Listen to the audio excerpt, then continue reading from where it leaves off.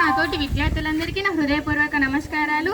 నా పేరు ఎంవి దీప్స్కా. నేను 9వ తరగతి చదువుతున్నాను.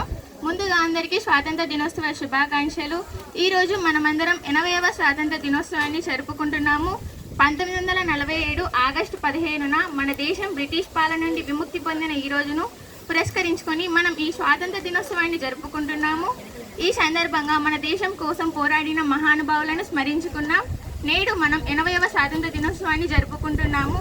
ఈ రోజు మనమందరం మన దేశం కోసం ప్రాణాలు అర్పించిన వీరులను గుర్తు చేసుకోవాలి.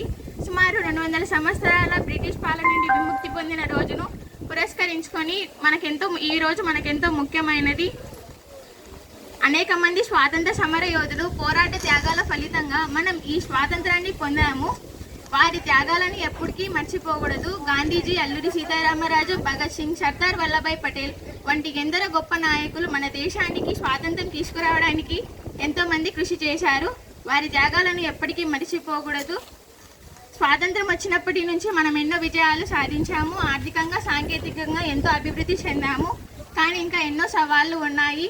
పేదరికం, నిరక్షరాస్యత, అవినీతి వంటి ఎన్నో సవాళ్లను అధిగమించాలి.